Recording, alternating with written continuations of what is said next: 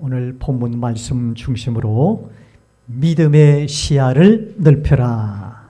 믿음의 시야를 넓혀라. 라는 제목으로 함께 은혜를 나누고자 합니다. 자, 우리가 신앙생활을 어떤 분은 늦게 믿은 분도 있고 일찍 모태로부터 이렇게 믿으신 그런 분도 있어요. 그래서 우리의 신앙생활 중에서 우리 믿음이라는 것은 단계가 있습니다. 단계. 또 1차원, 2차원, 3차원 이런 단계가 있어요.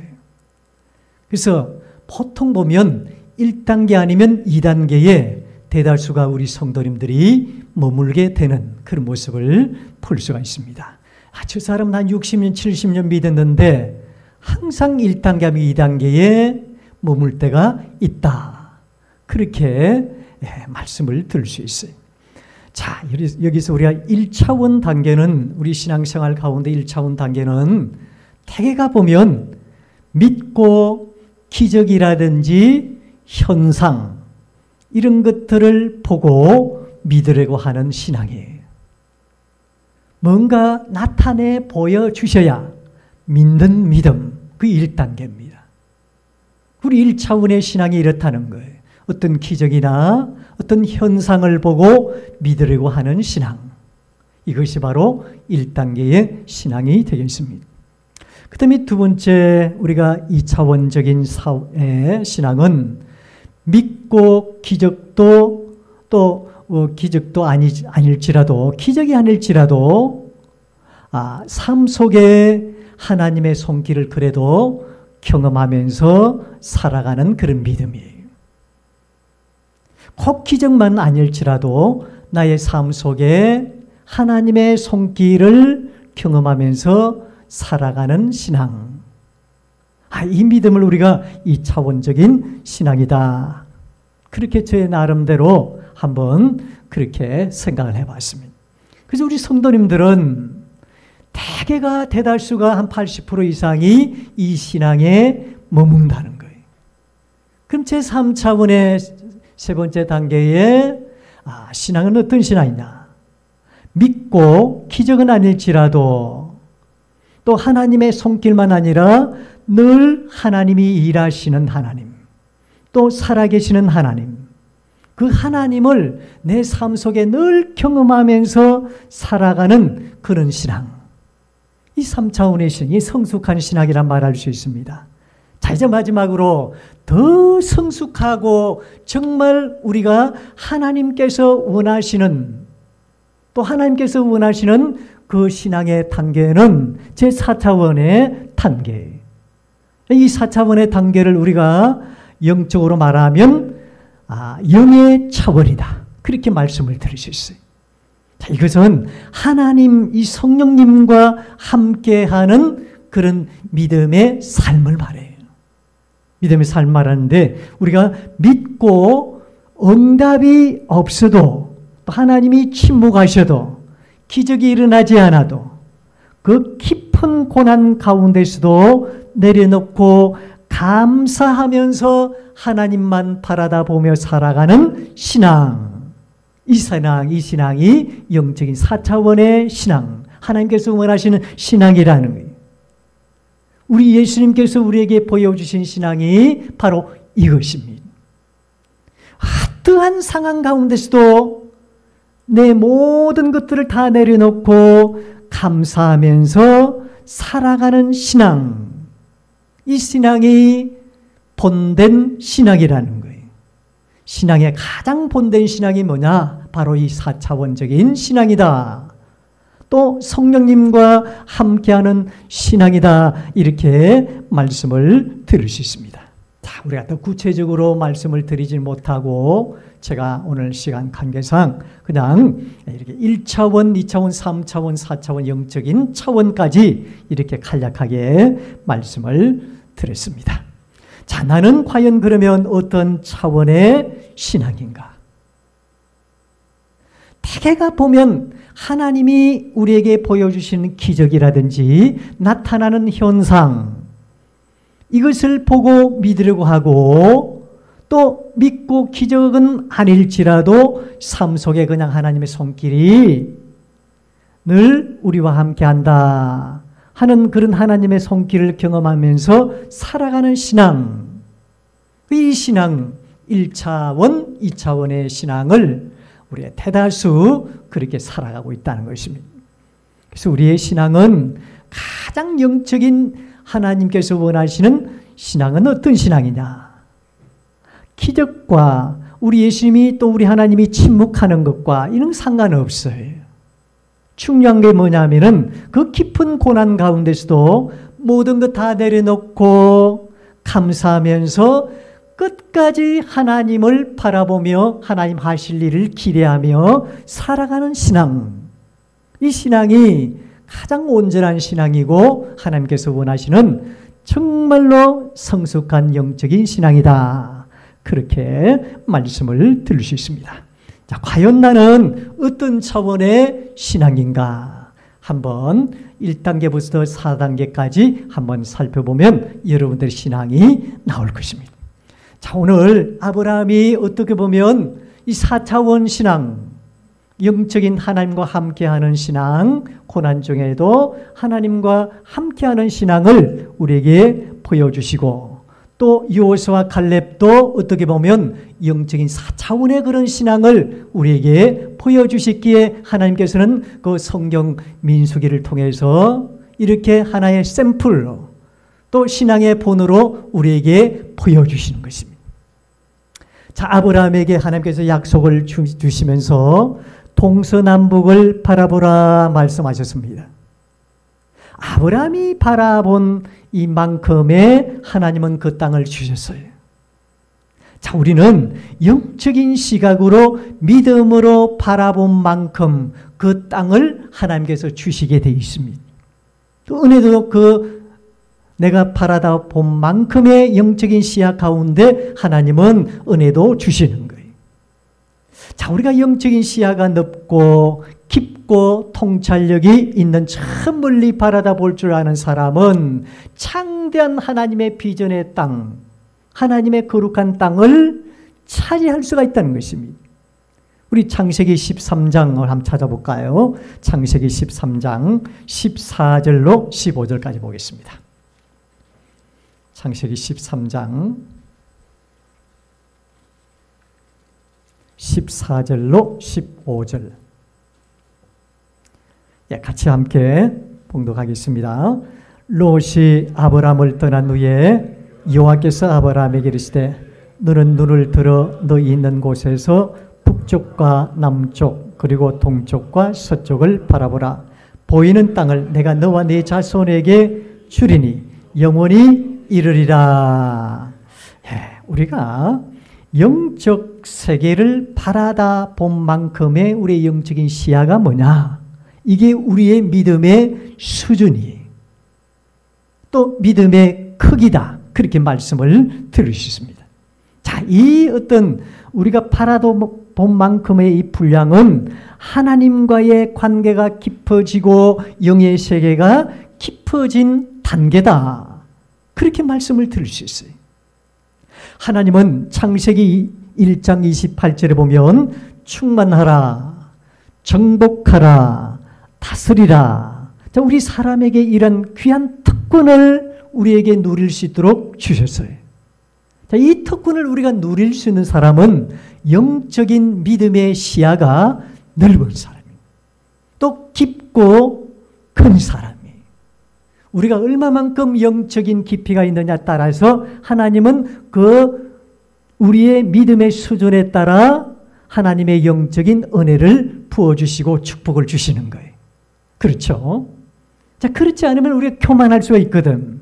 그래서 우리의 영적인 깊이가 있고 영적인 시야가 넓은 시야가 있을 때 그 시야만큼 땅을 주시고 은혜를 주신다는 거예요. 성경에 대다수가 그런 내용의 말씀이 계속적으로 나오고 있습니다. 어떻게 이렇게 땅을 정복하는 그 큰 특권을 누릴 수가 있습니까? 하나님이 해 주시면 된다는 믿음, 영적인 그 믿음이 얼마만큼 있느냐, 그 믿음이 얼마만큼 깊으냐, 영적으로 얼마만큼 우리의 믿음의 깊이가 있느냐, 거기에 따라 이 하나님의 정복하는 땅, 또 축복, 은혜가 주어진다는 거예요. 자, 영적인 세계를 향한 믿음의 눈만 있으면 다 되는 거예요. 이게 안 되는 겁니다. 오늘 여러분 여호수아와 칼렙 한번 보십시오. 왜 12명의 정탐꾼이 가나안 땅을 탐지하러 갔는데 오직 2명뿐이었어요. 칼렙과 여호수아만 그 땅에 들어간다고 했습니까? 그 땅의 정복은 바로 그 땅을 바라다보는 그 믿음의 사람에게만 통하는 거예요. 영적 세계를 향해서 바라다본 만큼의 나의 영적인 시각, 바로 이 믿음의 수준인 거예요. 이 영적인 믿음대로 우리를 하나님은 지금도 저와 여러분들 사용하시는 거예요. 24절 한번 볼까요? 24절 한번 보겠습니다. 14장 24절 시작.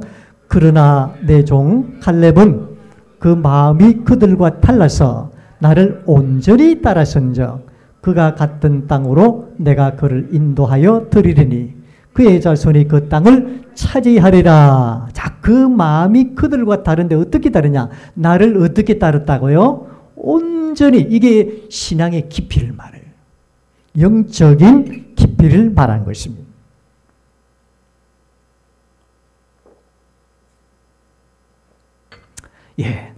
이게 바로 믿음의 수준이고 하나님께서 원하시는 영적인 깊이를 말하는 것입니다. 자, 어떻게 달랐느냐 하면은 하나님을 온전히 온전히 쫓는 그 믿음이 달랐다. 그렇게 성경에 기록했어요. 자, 온전히 하나님을 쫓았다는 것은 바로 많은 사람들이 일반적으로 바라다 볼 때 그 환경이 안악 자손의 장대한 자들이 포진해 있고 싸움 잘하는 그들 앞에서는 메뚜기에 불과하게 보이지만 일반 사람들이 볼 적에는. 그런데 여호수아 칼렙은 달랐다. 뭐가 달랐냐면은 그분의 말씀이 도저히 납득이 안 되고 이해가 안 되는 그들의 일반적인 생각을 초월해서 그 환경 뒤에 뭘 봤을까요? 하나님의 영적인 약속의 세계를 바라다보는 영적인 시야가 있었다는 거예요. 이게 중요한 거예요. 우리 믿는 사람들이 여기까지 가야 되는 거예요. 그 일반적으로 우리는 그들의 메뚜기밖에 되지 않습니다. 안악 자손만 바라다보는 그런 시각이었다면 일반적인 사람들은. 그런데 여호수아 칼렙은 영적인 깊이가 얼마나 깊으냐 하면은 그들이 생각하는 그 모든 것들 도저히 납득이 안 되고 이해가 안 되는 그들의 일반적인 생각을 완전히 초월해서 그 환경 뒤에 하나님의 영적인 약속의 세계를 바라다 볼 수 있는 영적 시야가 그 땅을 그들의 땅이 되게 하신다. 이게 중요해요. 그분의 약속의 땅을 믿음으로 바라다보는 영적인 시야. 이 하나님께서 약속하신 젖과 꿀이 흐르는 땅이었던 거예요. 이렇게 하나님의 약속의 말씀을 신뢰하고 그분을 믿음으로 따라가는 것, 바로 온전히 그분을 따르는 믿음의 사람인 거예요. 영적인 사람은 이렇게 믿음의 시야가 달라요. 어떻게 다르냐? 14장 9절 보겠습니다. 14장 9절 같이 봅니다. 14장 9절 시작. 다만 여호와를 거역하지 말라. 또 그 땅 백성을 두려워하지 말라. 그들은 우리의 무기라. 그들의 보호자는 그들에게서 떠났고 여호와는 우리와 함께 하시느니라. 그들을 두려워하지 말라. 자, 여러분, 일반적인 생각으로 세상적인 생각으로 살아가는 믿음의 1단계에 있는 사람들은 다 두려워할 수밖에 없어요. 왜? 가나안 땅이라는 곳은 어떤 땅입니까? 가나안 거민들이 살고 있는데 그 거민들은 장대한 사람, 안악 자손들이에요. 그때 당시 제일 군사력으로 탄탄하고 제일 힘이 있고 그때 당시 가장 장대한 사람들만 포진해 있는 곳이 가나안 땅이거든. 근데 그 가나안 땅을 여호수아와 갈렙은 어떻게 보았다고요? 두려워하지 말라. 하나님을 거역하지 말라. 그들은 우리의 밥이다. 이렇게 되는 거예요. 어떻게 그런 상황 가운데 그 아낙 자손이 우리의 밥이다 말할 수 있겠습니까? 이게 영적인 하나님 안에서 주어진 영적인 깊은 시야, 또 믿음을 말한 것입니다. 그 영적인 믿음의 시작이 이렇게 다른 거예요. 믿음의 사람은 어떤 환경 속에서도 환경을 바라보지 않고 원망 불평하지 않습니다. 영적인 가능성을 미리 내다봅니다. 하나님의 뜻과 하나님의 비전을 포착하는 영적인 시야가 있습니다. 이게 믿는 사람들의 신앙이, 믿음, 옳은 믿음이. 그곳에서도 영적인 하나님의 약속의 말씀을 붙들고 믿음으로 하나님이 책임져 주시고 인도해 나가신다는 영적인 시야, 그게 있는 사람들이에요. 어떠한 상황 속에서도 믿음의 사람은 진취적입니다. 창조적입니다. 가능성이 있습니다. 비전이 있습니다. 긍정적입니다. 목적이 이끄는 삶을 삽니다. 사명에 불타는 열정과 믿음이 있습니다. 무에서 유가 된다는 그 믿음의 씨앗이 그 사람의 가슴 속에서 불타오릅니다. 왜? 하나님이 해주실 것을 기대하고 있었기 때문에. 이 세계를 바라다보는 영적인 시각이 달라요. 영적인 눈이 반짝반짝합니다. 다른 사람들은 두려움에, 급에 완전히 휘말려서 그 환경 속에 그들이 쏘가서 넘어가지만 영적인 사람들은 영의 눈이 반짝반짝하는 거예요. 도전적이고 창의적이고 비전적이고 창조적이고 긍정적이고 가능성적이고 또 목적이 이끄는 삶을 살고 사명에 불타는 그런 열정과 믿음이 불타오르는 거예요. 지금도 꿈을 가지고 비전을 품고 도전을 합니다. 나는 나이가 많아서 환경이 그렇지 못해서 내가 죽을 날이 얼마 남아서 그렇게 생각합니다. 비전이 없는 사람. 그런데 비전 있는 사람들은 나이와 관계없습니다. 내 지금 형편과 사정에 아무 관련 없습니다. 내가 살아가는 그 삶이 고난이고 삶의 수렁텅이지만 흑암의 세계지만 그 환경에 하나님을 바라보면서 하나님이 하실 일을 기대하며 영적으로 믿음으로 도전적으로 긍정적으로 그 모든 일들을 열정적으로 믿음으로 그 모든 일들을 다 행해 나가는 것입니다. 하나님이 함께 하시면 된다는 그 믿음, 그 하나로 계속 전진하게 되어 있는 거예요. 저와 여러분들의 가나안은 어디입니까?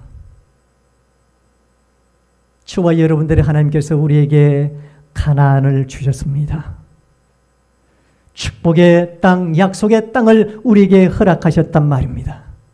이 질문 앞에 여러분들은 어떤 대답으로 시작하시겠습니까? 저와 여러분들의 가나안은 어디입니까? 이 질문은 바로 저와 여러분들의 소망의 자리, 저와 여러분들의 하나님의 부르심의 자리가 어디인가? 이 질문일 것입니다. 때로는 하나님의 부르심이 있는 우리의 삶의 자리에서 또 직장에서 캠퍼스에서 사업처에서 어디에서든 우리는 그 생활 속에 주의 나라 선교사임을 절대로 잊지 말아야 됩니다. 그곳이 바로 가나안이 아닐까요? 그곳이 하나님의 부르심의 자리요 또 생활 속에 선교사로서의 사명의 자리가 될 수 있다는 것입니다. 사람을 살리는 생명의 자리가 여러분들의 삶 속에 그 자리가 될 수 있기를 바랍니다. 하나님의 나라와 그의 의를 회복하는 거룩한 자리가 여러분들 지금 살아가고 있는 삶의 자리가 될 수 있기를 바랍니다. 그 자리에서 그리스도의 삶을 보여줄 수 있기를 바랍니다. 우리는 내 생각에 그 환경이 따르지 않고 내 생각이 아닐 때 자꾸 비키려고 하고 내 생각대로 그냥 내 비전과 내 뜻대로 갈 때가 많이 있습니다. 처음에는 성공할지 모르지만 결국은 무너지게 되어 있습니다. 왜? 하나님이 원하시는 약속이 없기 때문에 그래요. 하나님이 약속이 있고 하나님의 말씀이 있는 그곳이 우리의 하나님이 우리를 부르신 그곳이고 영적인 가나안입니다. 그 자리에서 우리는 그리스도의 삶을 보여줄 수 있기를 바랍니다. 그래서 저와 여러분들이 정복한 가나안이 될 수 있기를 바랍니다. 여호수아와 갈렙의 가나안은 단순히 어떤 특정된 땅만을 말하는 것이 아니, 그 땅은 하나님의 약속이 있었고 하나님의 말씀이 있었다. 이게 중요한 거예요. 어떤 계산적으로 그 땅에 가면 내 삶이 편하고 내 신앙생활이 더 흡족하고 그곳에 가면 내가 더 부자 살 것 같고 그곳에 가면 내가 모든 걸 다 할 수 있다는 내 생각이 아니라 내가 살아가는 삶 가운데 하나님의 약속이 있고 하나님의 말씀이 있다면 그곳이 저와 여러분들의 젖과 꿀이 흐르는 가나안인 줄로 믿으시기를 바랍니다. 선교사님들, 예나 지금이나 그 척박한 힘든 미지의 세계에 죽을지 살지 모르는 그곳을 향하여서 선교 나가는 분들 왜 그렇습니까? 교수님도 나갑니다. 그렇게 공부를 많이 해서 의사 선생님도 나갑니다. 사업하면서 사업이 그렇게 잘 돼도 하나님의 부르심의 자리에 갑니다. 왜 그들은 손해볼 장사를 다 알면서도 그 척박한 힘든 미지의 세계에 죽을지 살지 모르는 그곳을 향해서 선교 나갑니까? 그곳이 하나님께서 약속하신 가나안이기 때문에 그런 줄로 믿으시길 바랍니다. 하나님의 부르심이 있는 곳을 우리는 가나안이라 말합니다. 하나님의 말씀이 있는 곳을 가나안이라 말합니다. 하나님의 시선이 있고 하나님의 뜻이 머물고 하나님의 목적이 있는 하나님의 뜻이 있는 그곳이 우리에게 부름을 받은 가나안입니다. 하나님은 아브라함에게 창세기 12장에서 말씀하십니다. 너는 너의 본토 친척 아비집을 떠나 내가 네게 지시할 땅으로 가라. 청천벽력이 땅이 무너지는 그런 어떤 말씀을 들은 겁니다. 지금 본토에서 사랑하는 삶이 너무너무 풍성하고 풍요하고 너무너무 만족한 삶을 살아가는 이 아브람. 근데 하나님께서 이 아브람을 부를 때 너는 너의 본토 친척 아비집을 떠나 내가 네게 지시할 땅으로 가라. 아브람은 그곳의 땅에 대한 관심과 미련이 없습니다. 아니, 할 수도 없습니다. 어떻게 한 번도 가보지 않은 그 땅을 할 수가 있겠습니까? 수렁텅이인지 늪지대인지 비무장지대인지 무인도인지 아주 척박한 그런 한량한 곳인지 황량한 그런 곳인지 미개척지인지 전혀 모르는 그런 미지의 세계이고 미지의 땅입니다. 아브라함이 바라다 보고 아브라함이 가고자 한 곳은 바로 하나님의 말씀이 있고 약속이 있는 곳이기에 그런 줄로 믿으시길 바랍니다. 그 약속 붙들고 가니 하나님께서 하늘의 별처럼 땅의 바다의 모래처럼 하나님께서 엄청난 큰 은혜로 그를 이끌어 가셨습니다. 어떻게 한 번도 가보지 않은 그 땅을 이 아브라함은 아무 원망불평하지 않고 그 땅을 처벅처벅 걸어갑니까? 하나님의 약속이 있기 때문에, 하나님의 말씀이 있기 때문에 우리 신앙생활이 여기까지 가야 되는 거예요. 내 생각으로 여기가 좀 좋겠다. 내 직장이 여기가 좋겠다, 내 생각, 내 뜻대로 간 사람들은 결국은 그것이 아님을 다시 돌아오게 되는 것입니다. 말씀이 지시한 곳으로 가야 되는 것입니다. 하나님의 말씀이 있고 하나님의 약속이 있는 그곳이 하나님께서 우리에게 허락하신 젖과 꿀이 흐르는 가나안 땅인 것입니다. 아브람과 롯의 목자가 재산이 불어나고 가축이 많아지자 분가를 하지 않을 수 없게 되는데 아브람은 조카 롯에게 전부 양보를 다 합니다. 네가 우하면 내가 좌하고 네가 좌하면 내가 우하리라. 그래서 이 조카 롯은 얼씨구나 좋다 하고 자기 육신적인 생각으로 자기 생각만으로 그냥 보는 좋은 땅만 전부 차지한 그때 당시 요단 온들은요 얼마나 풍성한 땅인지 모릅니다. 이 들판은요 너무너무 아름답고 또 목초지로 풍성한 그런 땅입니다. 강물도 얼마나 많이 이렇게 출렁출렁하며 흐르는 그런 땅인지 요단 온들, 그 땅을 얼씨구나 좋다 하고 촉하이면서도 절대 자기 삼촌에게 양보하지 않고 이 땅이 내 땅입니다, 이 땅 주세요, 그렇게 해버린 거예요. 나중에 요단 온들이 어떻게 됐습니까? 소돔과 고모라와 그런 땅, 멸망하는 땅이 되어버린 것입니다. 그러나 여러분, 아브라함은 절대 서운하거나 불평하지를 않았습니다. 왜요? 하나님을 전적으로 신뢰하며 약속을 바라다보고 그 말씀은 붙잡고 나갔기 때문입니다. 이 하나예요. 우리의 신앙은 이거 하나만 건지면 되는 것입니다. 여러분, 믿음의 눈으로 바라다보는 사람은 거기에 절대 불평하지 않습니다. 원망하지 않습니다. 남과 비교하지 않습니다. 그것은 신앙의 본질이 아니기에 그런 거예요. 하나님의 이끄심이 중요합니다. 하나님 함께 하심이 중요할 뿐입니다. 그 하나만 믿고 가는 거예요. 그는 신앙의 본질 따라가는 거예요.